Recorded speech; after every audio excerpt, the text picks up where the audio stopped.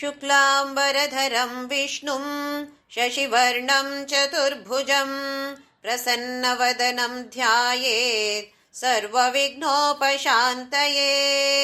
गुरुर्ब्रह्मा गुरुर्विष्णु गुरुर्देवो महेश्वरः गुरुः साक्षात् परब्रह्म तस्मै श्रीगुरवे नमः। सरस्वती नमस्तुभ्यं वरदे कामरूपिणी विद्यारम्भं करिष्यामि सिद्धिर्भवतु मे सदा। Hari Om. A very blissful morning to every one of you. Welcome to this beautiful, gorgeous, most auspicious, the most divine temple which is within our own selves.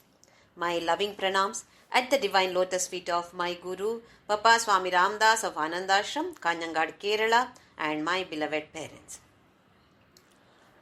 We will try to understand the meaning of the verses of Upadesha Sara. Before that, we give our salutations and prostrations to the Grantha Kartha, BHAGAVAN Ramana Maharshi. Dhyana Shloka of Ramana Maharshi. Neelaravinda Suhrida Sadrisham Prasade Tulyam Tatha Mahasito Yajabandhavena Brahmyam Stitau Tu Pitaram Vatamoolavasam Samsmarayantamachalam Tamanusmaramaha.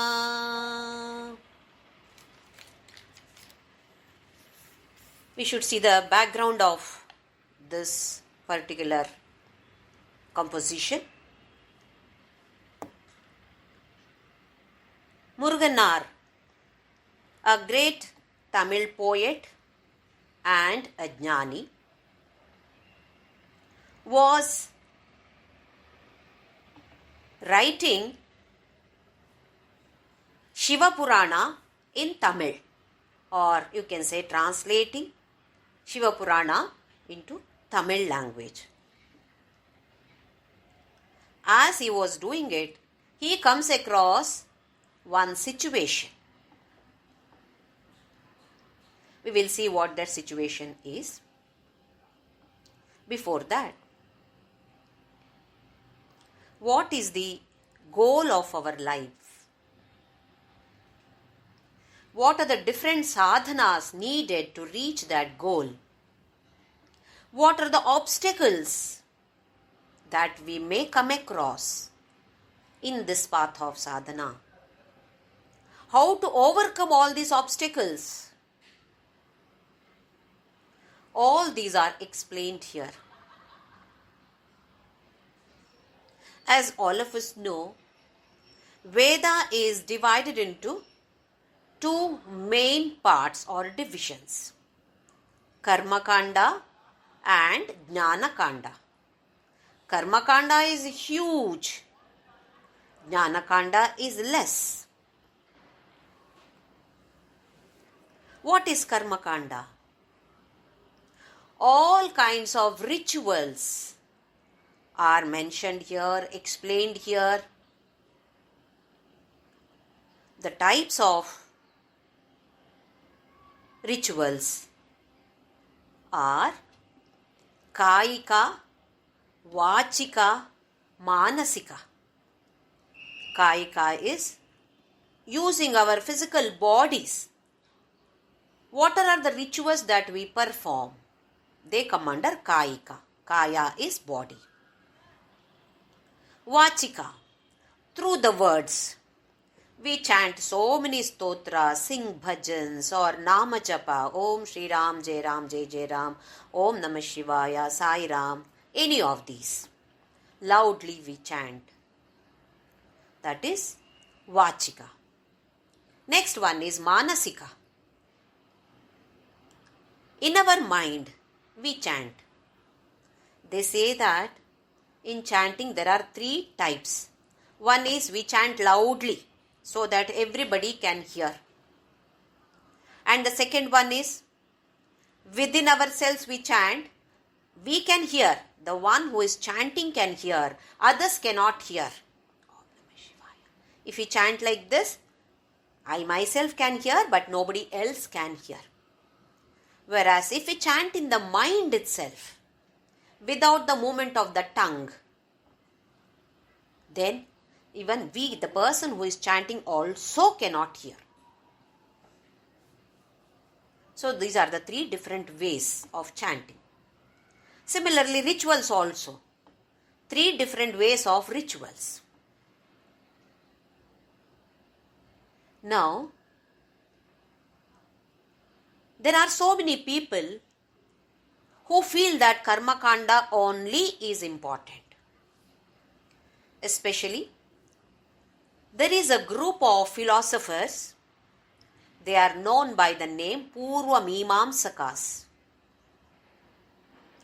They say that only karma kanda is important. Jnana kanda is very dry.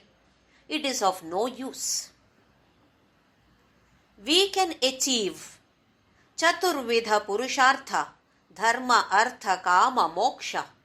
All these 4 can be achieved by all the rituals, performing all the rituals, that is karma kanda. Through karma kanda, Chaturvidha Purushartha can be achieved. This is the argument of one group of philosophers called Purva Mimamsakas. Ramana Maharshi refutes this.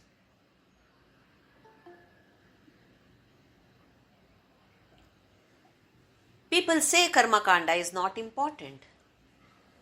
There are some people who say karma kanda is not important because the jnanis say that only through jnana or jnana kanda you can achieve moksha. What is the goal of our life? Anybody's life for that matter. We can question anybody. Happiness.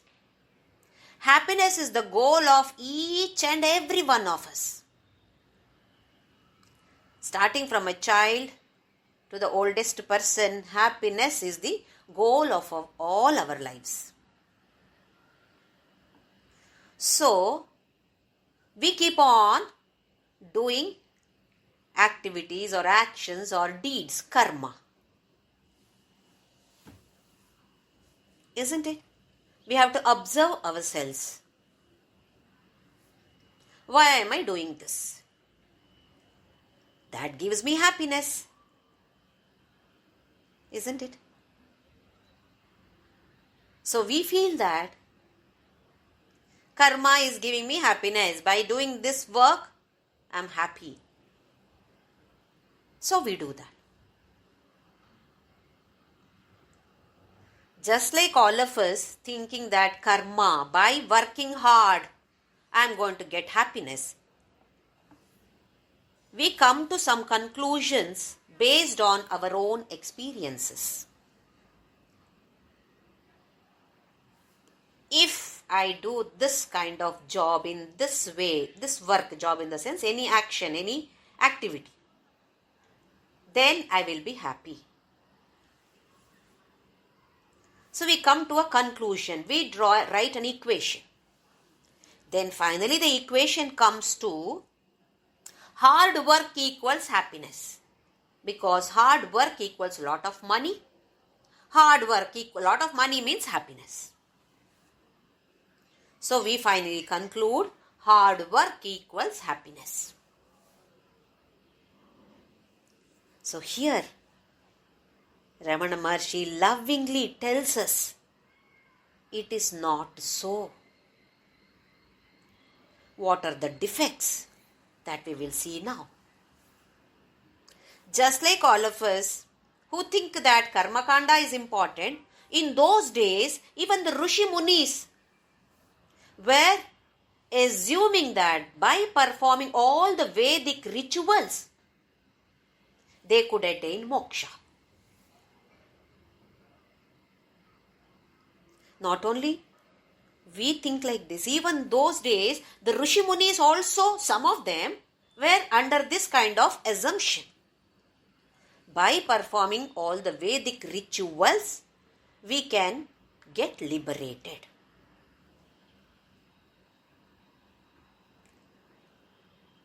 Now we must see this. If at all a child who is 3 or 5 years old says that, I want to study PhD, will you allow that child? What will you explain? No, at this age you can't do. You can do it later. But you are supposed to first of all learn the alphabets, numbers, numericals. Try to understand what is addition, subtraction, etc. The basics that you have to have the knowledge.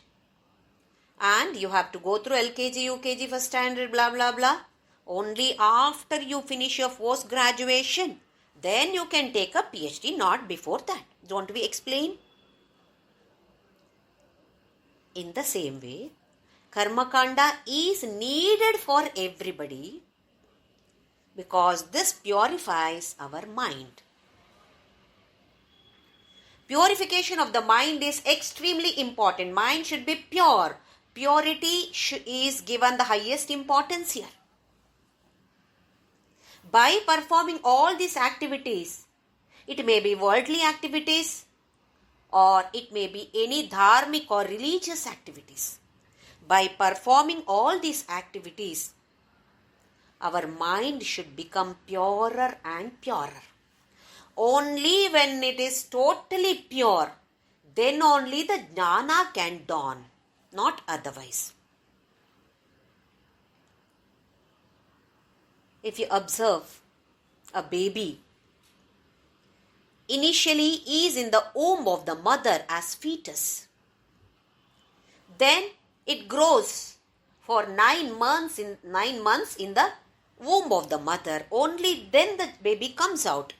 In some cases, maybe 7th or 8th month also it is possible. Then the child is kept in the incubator, etc. Anyway, the natural process is after 9 months. Can the fetus in the mother's womb say that, no, I don't want to be there in the mother's womb. I want to come to the world faster. Is it possible? Because that kind of growth will happen only in the womb of the mother.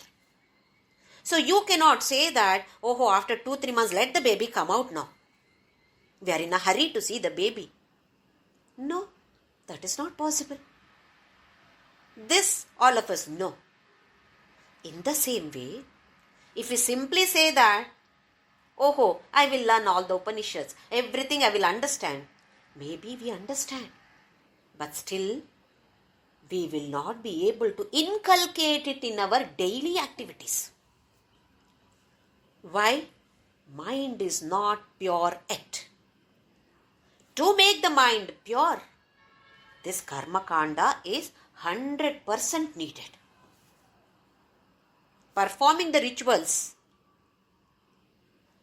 doing variety of pujas, going to different temples and taking pradakshina or performing some seva there, chanting, namajapa chanting loudly, then within ourselves, then in the mind, meditation, all these are needed. All these come under karma kanda category of Vedas. So we cannot say that I will not do this. There are some people who don't want to take up karma kanda because they say that, no, I cannot attain moksha. Then what is the point? I will take up only jnana kanda.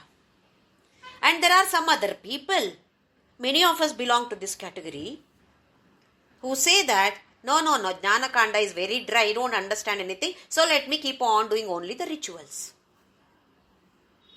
Both extremes are not right. If the baby says that I'll be inside the mother's womb only forever, is it possible? The baby has to come out. In the same way, all of us as sadhakas must come out of the rituals at a particular stage. Not that today, I heard about this, I'll stop all my pujas. No, not that way. Mind should come to that level of purity. Only then, automatically, by default, the rituals will be dropped. Because then we try to understand who I am. What is God? What is this world? Who am I? All these knowledge will be here.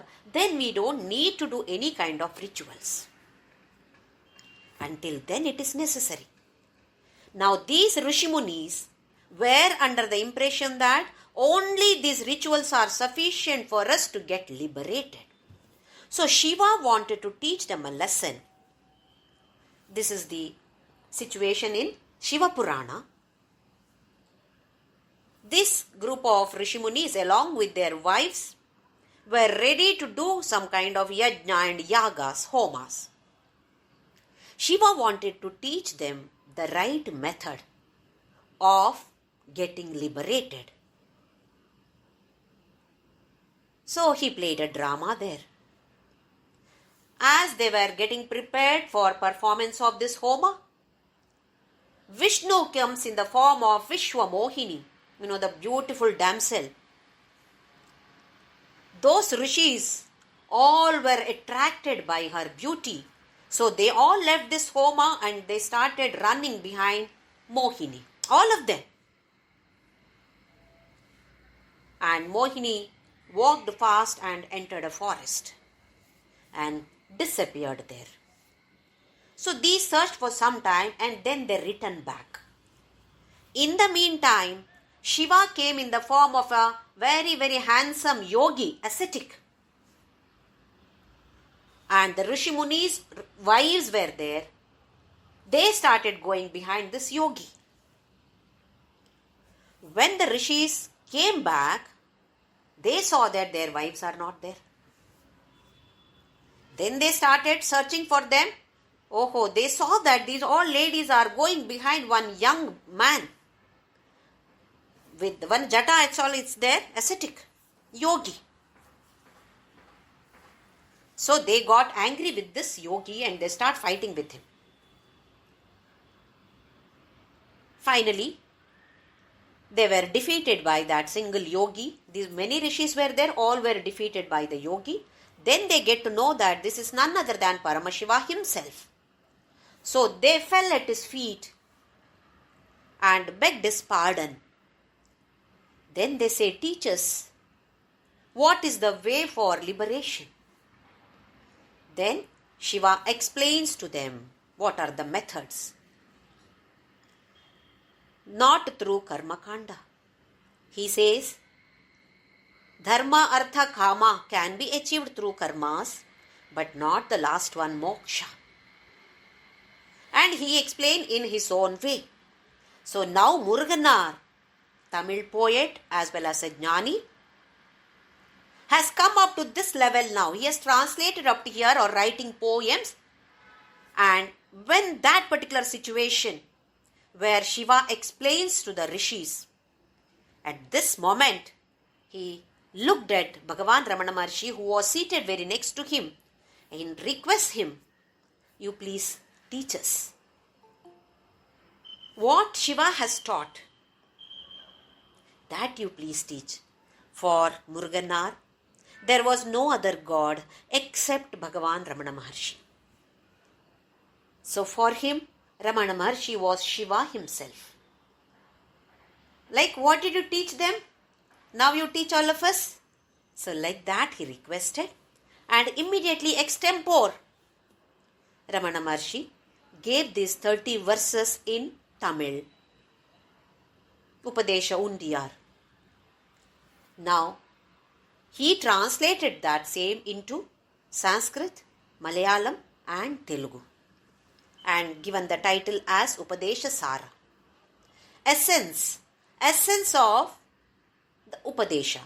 Actually, it is the essence of all the Upanishads. essence of Bhagavad Gita, just in 30 verses, for the sake of all of us. In a very, very simple way, he has explained. It is written in Supratishta Chandas, like how we chant Vishnu Sahasranama, etc. in Anushtuk Chandas. Now this is in Supratishta Chandas. Very short shlokas, 2 lines, and even the lines are not very lengthy. Let us take up the first one.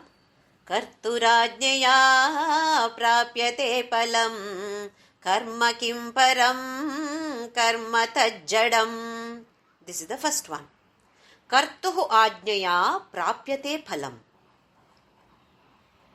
Now these Purva Mimamsakas said that we get the phala of every karma by that karma itself, or karma gives us karma phala. This was their argument. The Purva Mimamsakas did not believe in God. They said there is no God. There is Veda, which is going to be eternal, and there is world. World also is eternal. But there is no God. The actions that we perform, they themselves give us the phala of it. Bhagavan Ramana Maharshi refutes that. He says it is not so. Kartuhu ajnaya prapyate phalam. Here Kartu is that God. God only, by his sankalpa, you get the karma phala, not by the karma itself. With an example, let me explain to you. I was walking on the road.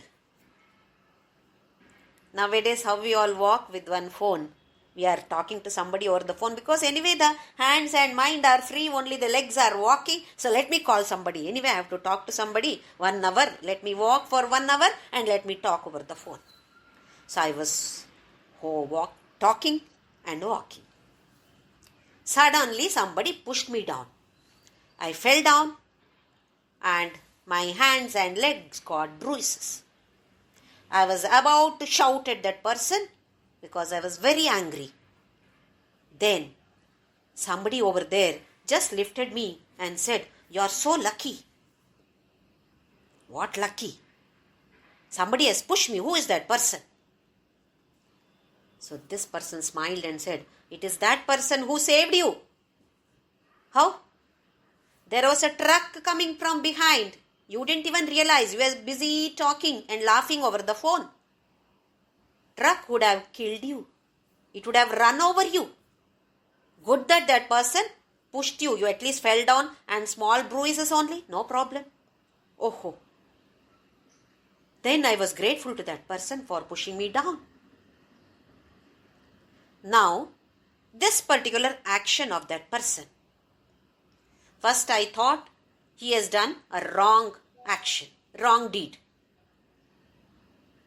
So he is a sinner or sin for him.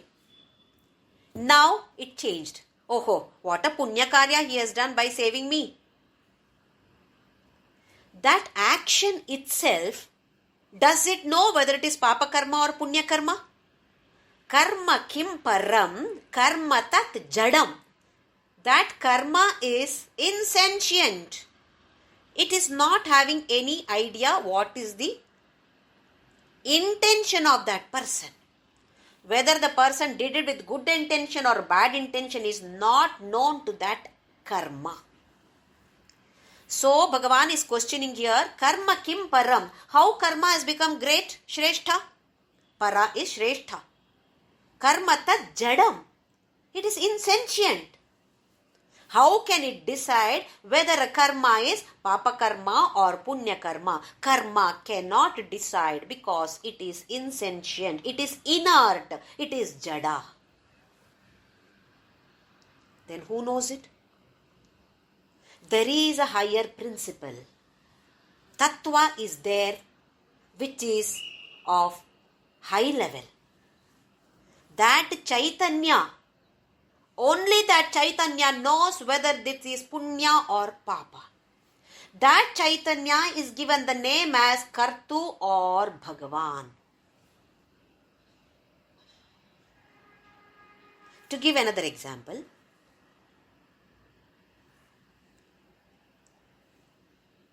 in the court, there are so many books kept so that they can refer to some laws. There are so many rules.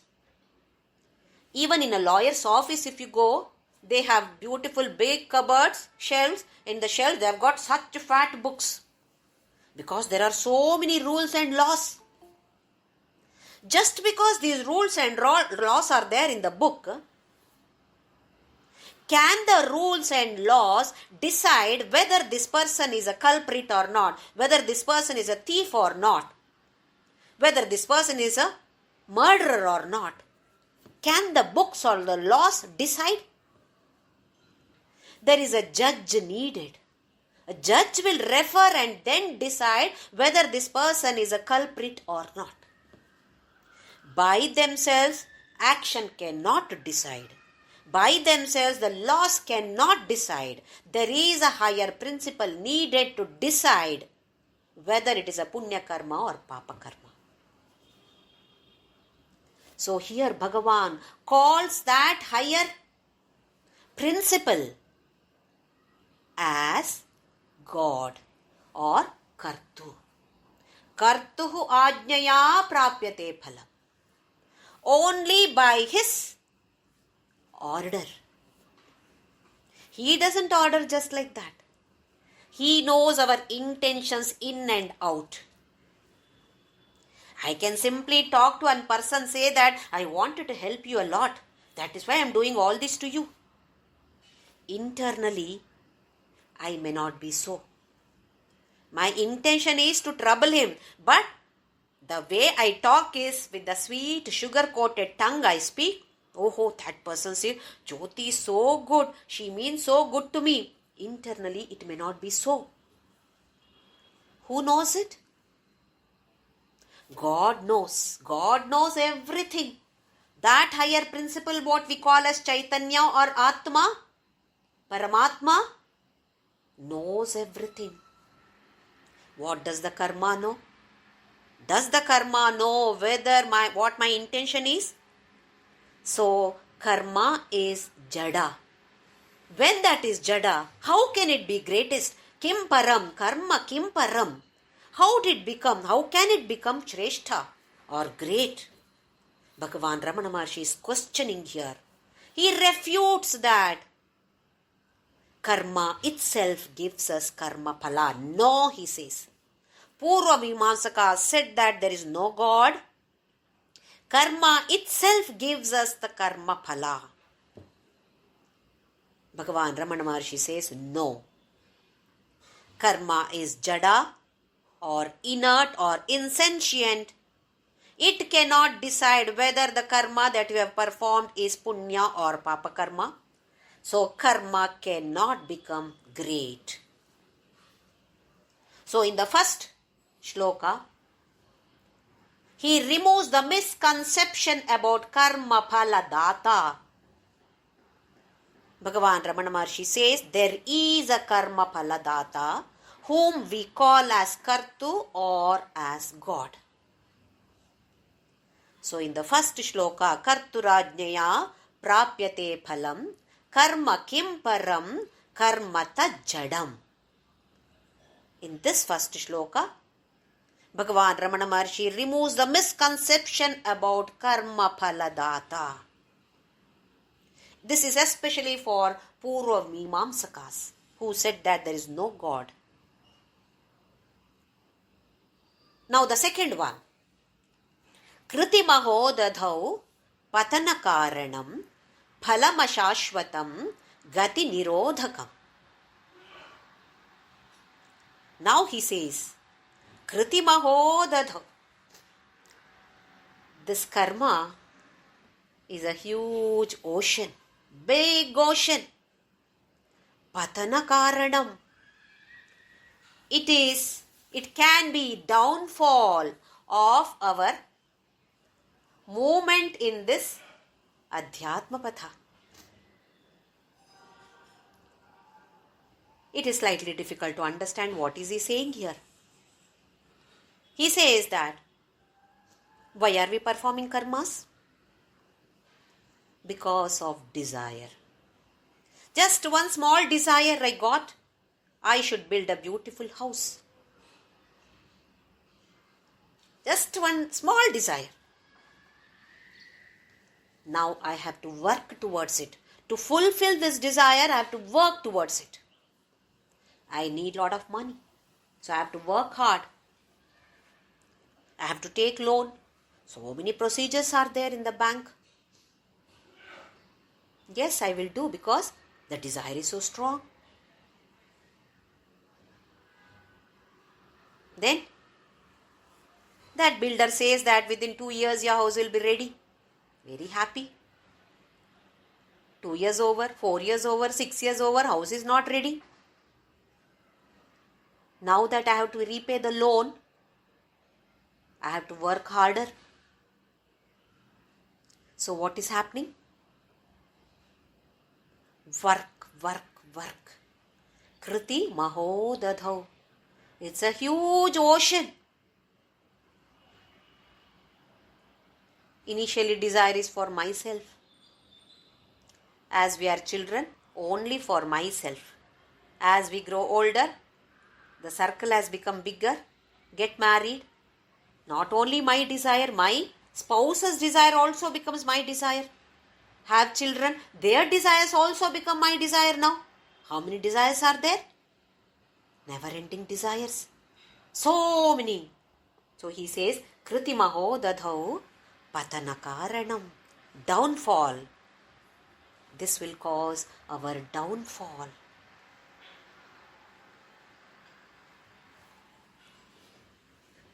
We have been working. Even after we cross 60 years, aren't we working? We have raised our children. Now we are taking care of grandchildren. Some of us are taking care of great-grandchildren.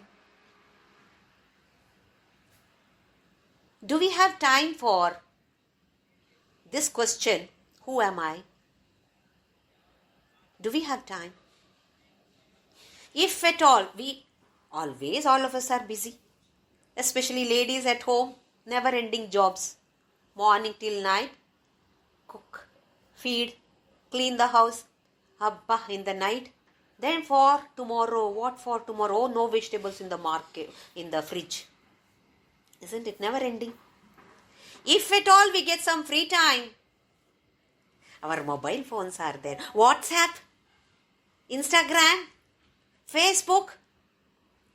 Only one video I will watch. It's only 5 minutes video. I watch that. Something similar crops up. Google is also very smart. It gives us some more. Oh, this looks more interesting. Let me watch this. So like this, we are trapped there. It may be something good. I'm not saying no. But what is happening? Time. We are losing time. So this is ocean of actions. Never-ending actions.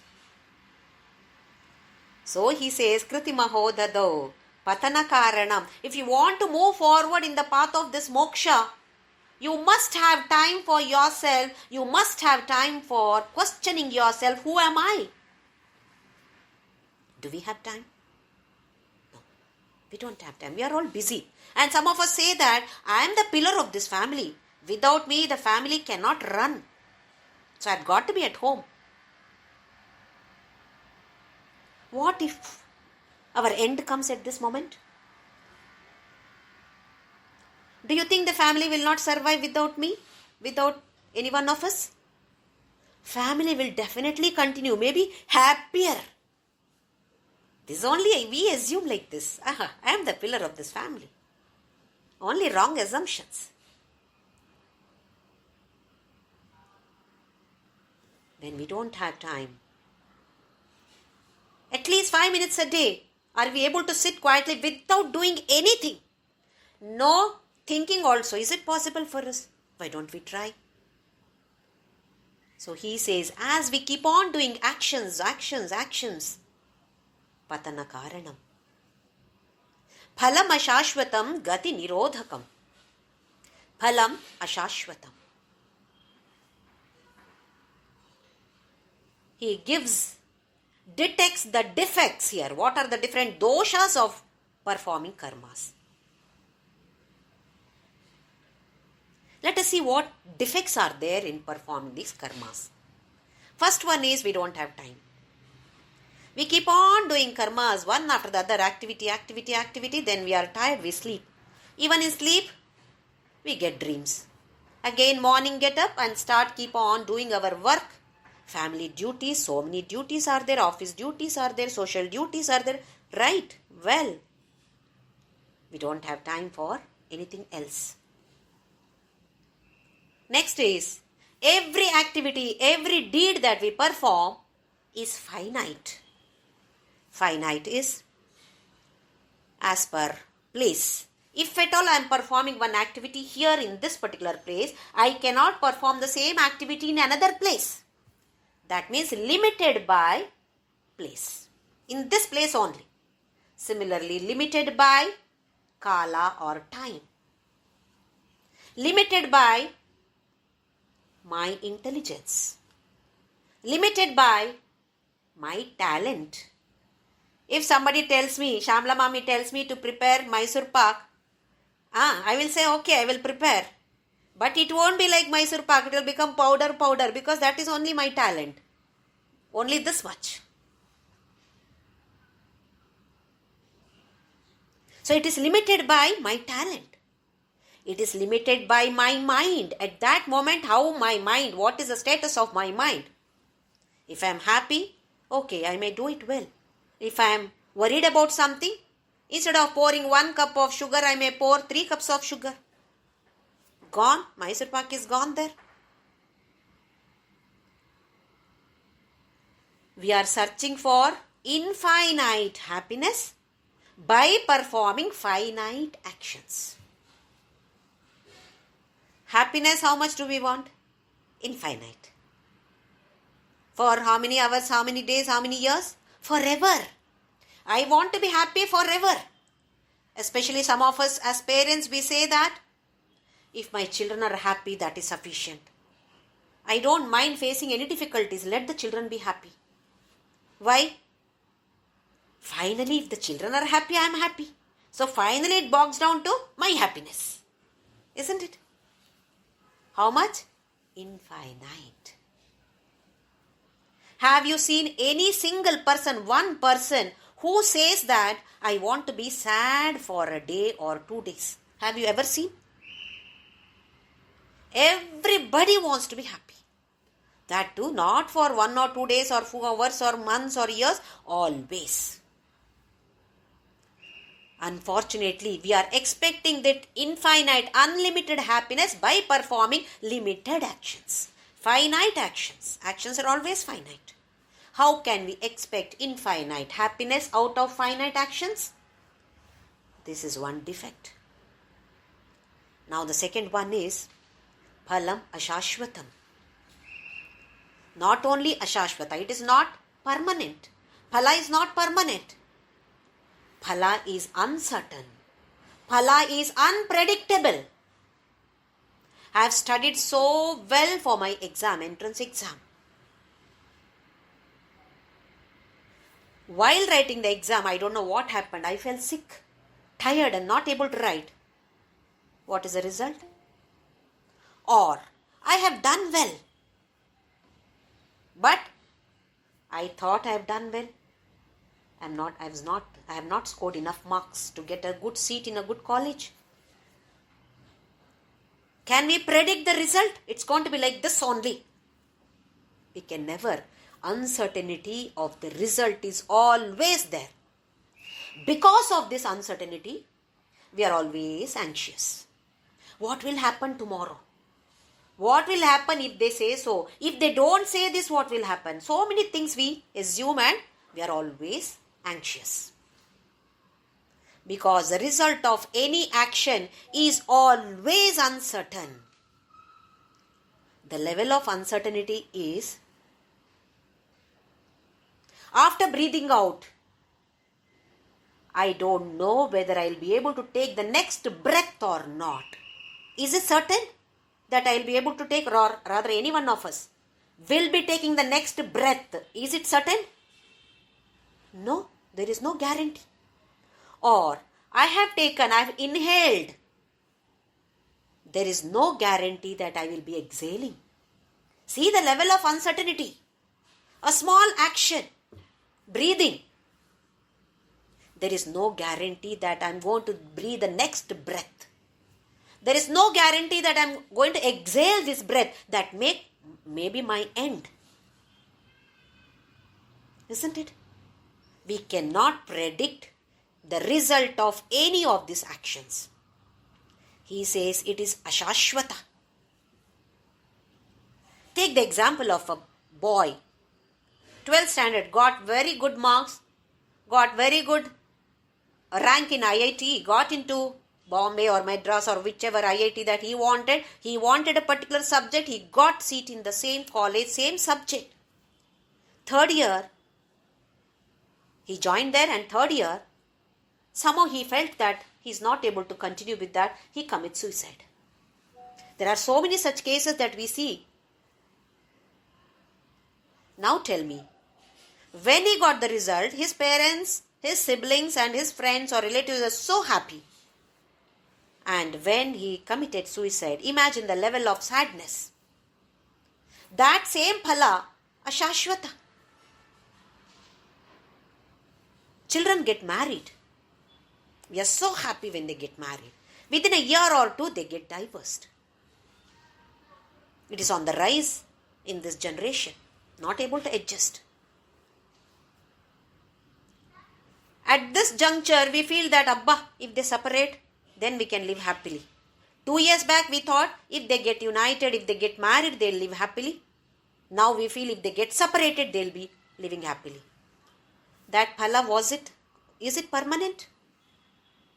Any other activity, action, karma that we perform, the result is not permanent. It is not permanent, it is uncertain, it is unpredictable. Because of this uncertainty, unpredictability, impermanence, we are always anxious. What is moksha? Moksha is happiness always. Peace always. Joy always. Are we? We are performing so many actions. Are we happy? Are we getting that joy? Are we peaceful? We have to question ourselves. This is what Bhagavan is telling us. Phalam ashashvatam gati nirodhakam. You are moving it fast, go with a very high speed in this path. But because of this karma, continuously performing karma, there is a break now. Gati nirodhaka, speed is reduced. Now the next defect. Raga and dvesha. As we keep performing actions, some of the actions we like, some of the actions we don't like. For some actions, I have got likings, raga. I want to do the same actions again and again because it gives me happiness. Whereas some other actions I don't want to do because it doesn't give me happiness. If I have to take care of my parents or parents-in-law who are very old, it's a big burden for me. I have to be at home. I can't go anywhere. I have to cook. Even though it is our duty to take care, because I don't like to do it, I simply push them to some old age homes. See here, dvesha. This puts us in the bondage. Bandhana. Similarly, raga. I performed one action. Wow, I was so happy. Now what does the mind want? Keep on doing the same action again and again because you are going to derive happiness out of it. This is raga. Again bondage. It may be an object, it may be a person or an action. If you like a person, you want to be with that person or meet that person and again and again, or an object. Same way, you don't want a person in your life, you don't want this object in your life, you don't want this situation in your life, you don't want to do that. Again, bondage. Raga and Dvesha. Both are not right.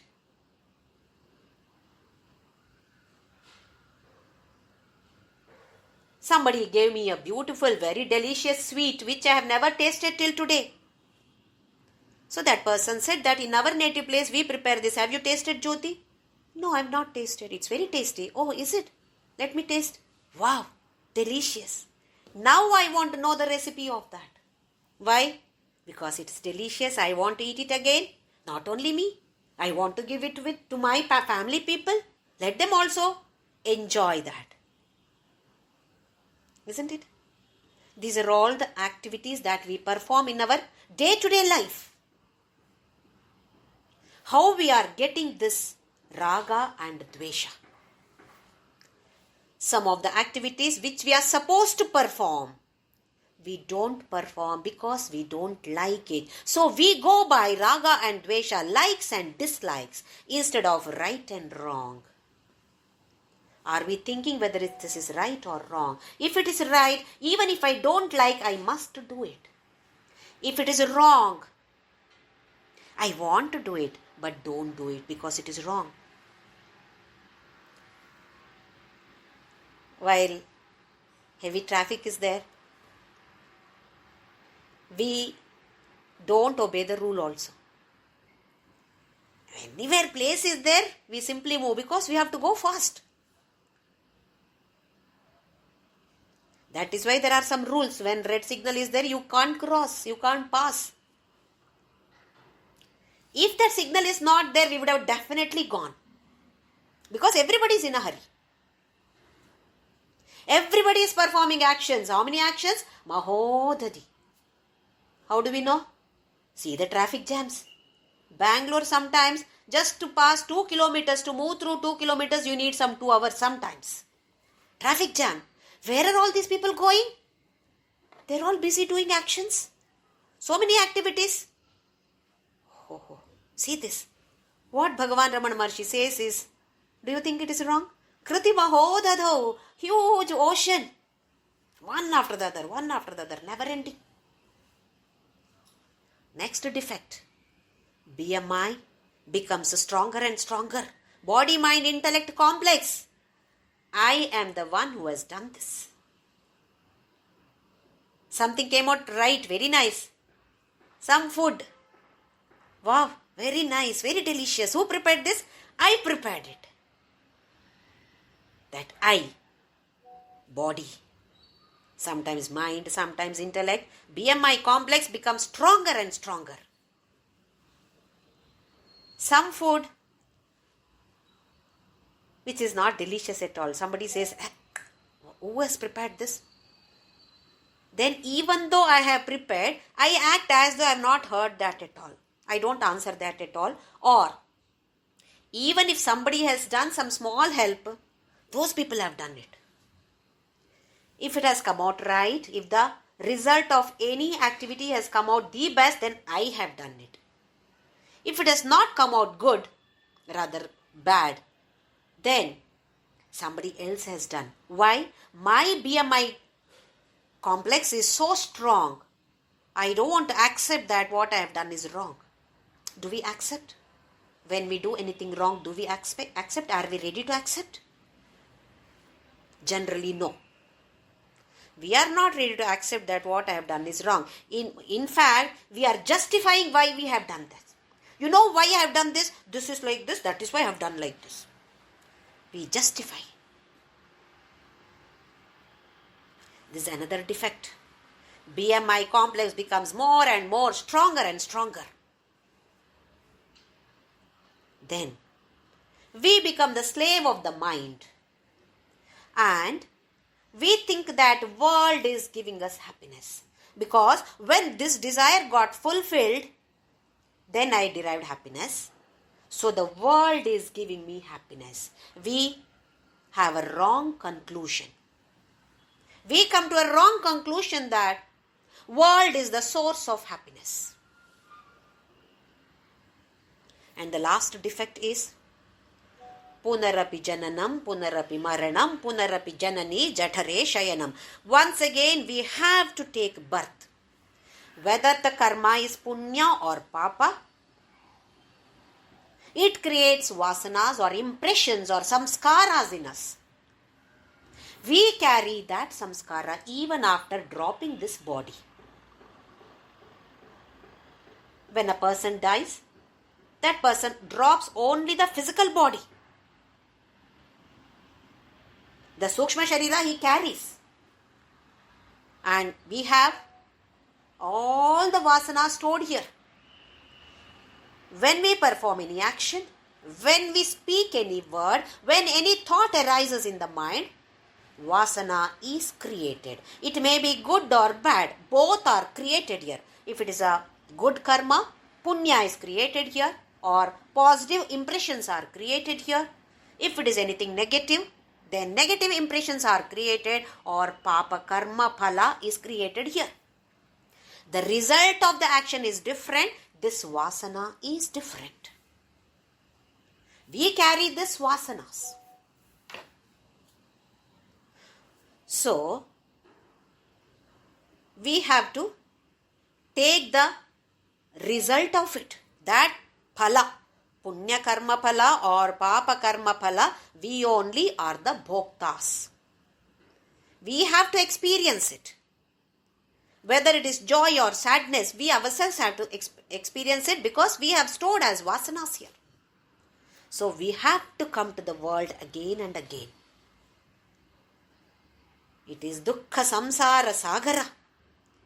We are in the womb of the mother, a human being, 9 months. So difficult it is. We don't remember that, but that's what the Puranas say. It is so difficult for the fetus and baby inside the womb of the mother. After we come out, do you think it's easy? Is it easy now? Now also it is not easy. All of us are struggling. And when diseases are attacking us, it is worse. Old age, worst. Death. Are we happy about it? So by performing karma, whether it is punya or papa, we will take birth again. We have to take birth again and again. We are in that chakravyuha. In the cycle of birth and death, we are trapped. That is why Ramana Bhagavan says that Kritimaho dadhau patana karanam, downfall. Don't think that you are progressing by performing all these karmas. No. Phalam ashashvatam gati nirodhakam. It reduces your speed. Like humps, brakes are given. Not able to move fast forward now because of the karma phala, whether it is positive or negative. Karma phalas are there with us. Please understand the difference between the result of it and phala. Now, as I said, if I prepare a sweet, the sweet may become delicious or not at all tasty. That is one result of it. Here the phala of it is, one is that phala, the other one is what samskaras we are storing here. What is the intention of preparation over there? What is the intention of any activity there? That intention, if it is good, we store punya. If it is bad, activity may be good. I may construct a beautiful temple. So many people are benefited by that. But what is my intention? To get name and fame. Everybody should say that, wow, Jyoti has built such a beautiful temple, so nice. It's only to satisfy my ego. Even if it is a punya karma, I am not going to get that kind of samskara. Punya samskara will not be there for me because Karturajnaya prapyate phalam. He knows what my intention is. Others do not know. The world is not aware of my intention. But God knows what my intention is. So He gives me the karma phala for it. One result is the temple is beautiful. So many people are coming there and enjoying there. And the samskara that I store because of the construction of this temple is totally different. I carry this samskara. Karma phala data is kartuhu. So in the first shloka, he removes the misconception about karma phala data. The Purva Mimamsakas said that there is no God. The actions that we perform only give us karma phala. This is refuted by Bhagavan Ramana Maharshi in the first shloka. He says, there is a karma phala data. That is God. The higher principle, Paramatma. Because karma by itself is inert. It cannot give us karma phala. In the second shloka, he says, Kritimaho dadhau patana karanam phalamashashvatam gati nirodhakam. One after the other action we perform, activity after activity. To perform one activity, we need so many activities. So we are drowning in the ocean of karma. Then we get a doubt. What is he saying? Does he mean that we should be simplicity? Is it possible for us to sit simply like that? Somebody has to give us food. We may not be preparing because I don't want to do anything. But Mother Nature has given me hunger and thirst. So I need something to eat for my stomach I need. So somebody is working. I have to eat that. That also is an action. That is also a karma. So how to come out of this? So we get a doubt here. What is Bhagavan Ramana Maharshi advising us here? Is performing any karma bad? Should we not? Should I quit my job? Should I quit this? Exit this kitchen? I will be very happy, right? To come out of the kitchen. Is this Bhagavan advising us so? No. He is not saying that don't do any actions. Because even in Bhagavad Gita, Krishna says that you cannot sit just like that. Even sitting is an action. Sleeping is an action. Eating is an action. Isn't it? Breathing is an action. So what is to be done? Bhagavan very lovingly explains to us what has to be done. In the next verse, that is the third verse. So we once again prostrate at the lotus feet of Arunachala Shiva and Bhagavan Ramana Maharshi, who is the incarnation of that Arunachala Shiva, and Dakshinamurti and Subramanya. Arunachala Shiva, Arunachala Shiva, Arunachala Shiva, Arunachala. Arunachala Shiva, Arunachala Shiva, Arunachala Shiva, Arunachala. Arunachala Shiva, Arunachala Shiva, Arunachala Shiva, Arunachala.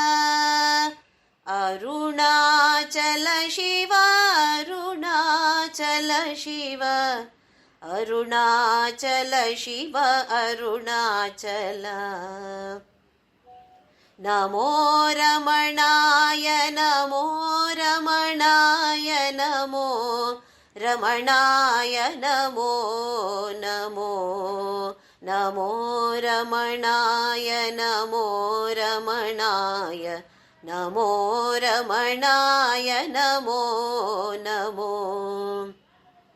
नमो रमणाय नमो रमणाय नमो रमणाय नमो नमो नमो रमणाय नमो रमणाय नमो रमणाय नमो नमो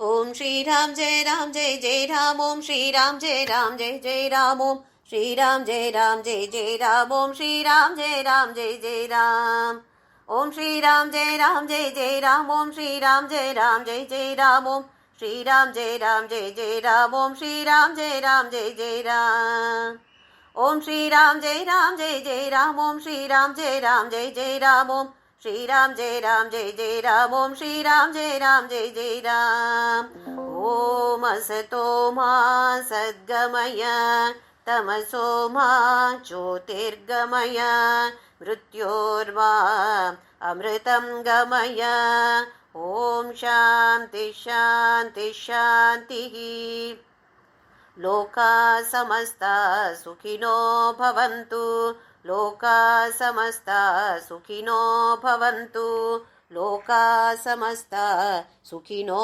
भवन्तु।